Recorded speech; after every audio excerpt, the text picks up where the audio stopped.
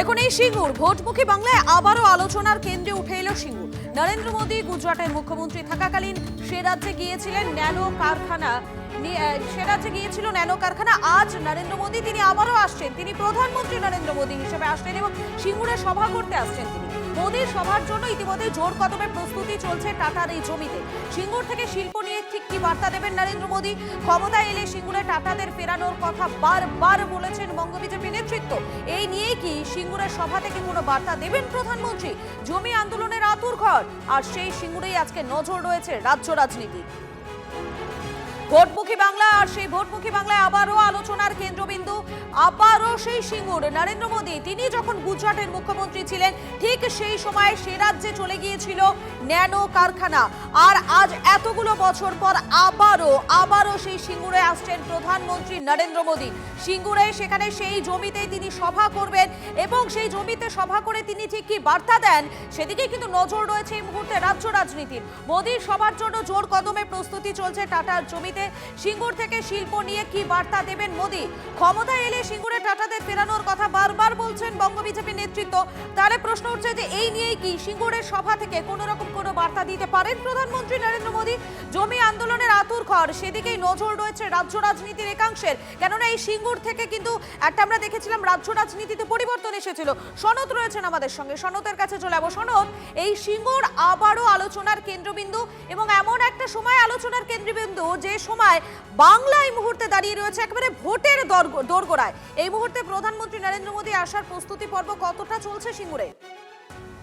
একদমই তাই। 2011 সালে বাম জামানার পতনের একটা অন্যতম কারণ হিসেবে ধরা হয় সিঙ্গুরকে।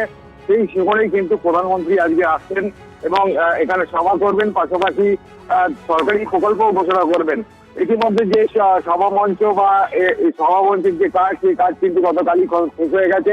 আজকে যেটা আমরা দেখতে পাচ্ছি, নিরাপত্তা বেষ্টনী, অর্থাৎ বিভিন্ন যে ঢোকার মুখে যে নিরাপত্তা বেষ্টনী তৈরি করার কাজ শুরু করেছে পুলিশ এবং মেটাল ডিটেক্টর, পুলিশ কুকুর এবং পুলিশ কর্মীরা কিন্তু বিভিন্ন জায়গায় ঘুরছেন।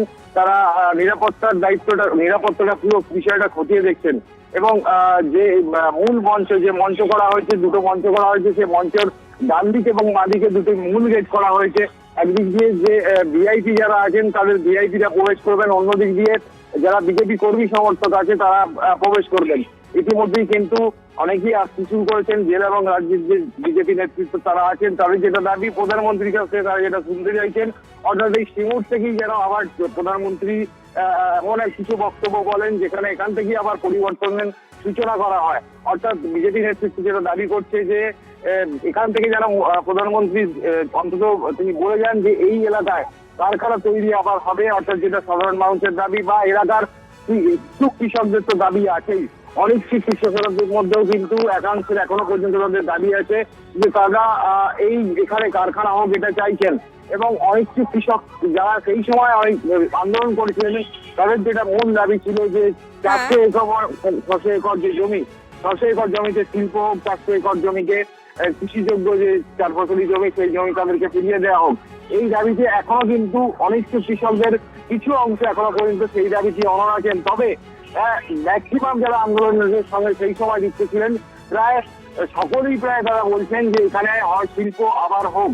এবং আজকে যে মোদী আসছেন এটা নিয়ে কিন্তু জোর চর্চার কেন্দ্রবিন্দু হয়ে উঠেছিল সিঙ্গুর এবং সেই সিঙ্গুরে কিন্তু প্রধানমন্ত্রী নরেন্দ্র মোদী সিঙ্গুরের মাটি থেকে দাঁড়িয়ে ঠিক কি বার্তা দেন সেদিকে আমাদের প্রত্যেকের নজর রয়েছে। তুমি আপডেটের দিকে নজর রাখো। আপাতত তোমাকে ধন্যবাদ। যখন এই ভোটমুখী বাংলায় আবারও রাজ্য রাজনীতির চর্চায় সিঙ্গুর, ঠিক তখনই রাজনৈতিক ব্যক্তিত্ব যারা রয়েছেন তারা কি বলছেন, তাদের কি প্রতিক্রিয়া শোনাবো। বিহার, উত্তরপ্রদেশ দিয়ে গঙ্গা গেছে, তাই এবার বাংলাতেও বিজেপির আশা দেখছেন উনি। আমরা আবার গঙ্গা আরো আছে, যে বিহার উত্তরপ্রদেশ দিয়ে এসছেন, মা গঙ্গা এসছেন, কিন্তু বিজেপির গঙ্গা যাত্রাটা কিন্তু বাংলাতে আর একবার হবে। তো গঙ্গার কিন্তু প্রয়োগ, ওনাকে ওই টেলিপ্রম্পটারে এক ধরনের বাংলা প্রয়োগ করছে, গঙ্গা যাত্রা বলেও একটা শব্দবন্ধ আছে। তো বিজেপির গঙ্গা যাত্রা সেটা কিন্তু বাংলার বুকে আর একবার হতে চলেছে। চতুর্থ তৃণমূল কংগ্রেস সরকার প্রতিষ্ঠার মধ্যে দিয়ে বিজেপির গঙ্গা যাত্রাটা বাংলার বুকেই হবে। একজনের নেতা আছেন মাননীয় নরেন্দ্র মোদী, যার উপরে সবাই ভরসা করে যে কিছুটা হবে। আমরাও আশা করি, কারণ সারা ভারতবর্ষে আমরা দেখেছি এই ধরনের কাজ উনি করে দেখিয়েছেন। তো পশ্চিমবাংলা ধীরে ধীরে বাঁঝা হয়ে যাচ্ছে, সেখান থেকে শিল্পও হলো না, কৃষিও গায়েব হয়ে গেল। সবচেয়ে উর্বর জমি পশ্চিমবাংলার, সেটা আজকে জঙ্গল হয়ে পড়ে আছে, কাশবন ঘাসবন হয়ে গেছে। তো আমরা প্রধানমন্ত্রীকে বলবো, আর এটা নিঃসন্দেহ যে এখানে ডবল ইঞ্জিন সরকার যখন হবে এ সব কিছু পাল্টাবে, সারা দেশে যেমন পাল্টাচ্ছে। প্রধানমন্ত্রী যে আসছেন আমাদের পশ্চিমবাংলায়, আসতে পারেন, 100 বার আসবেন তিনি, যে আমাদের যে কেউ যেখানে যেতে পারে, এটা রাইট অফ মুভমেন্টের মধ্যে পড়ছে, তিনি সভা সমাবেশ করতেই পারে। কিন্তু সিঙ্গুরে যে আমরা কারখানাটা পেলাম না, সেই সময় কিন্তু রাজনাথ সিংয়েরকেও আমরা দেখতে পেয়েছিলাম, মমতা ব্যানার্জি যে ধর্ণা টর্ণা করেছিল সেখানে উপস্থিত ছিল। কিন্তু আজকে নিশ্চিতভাবে যখন আসবেন দেশের প্রধানমন্ত্রী, সে অবস্থাটা তার ক্লিয়ার করবেন, সেই সময় তার অবস্থানটা কী ছিল তার দলে।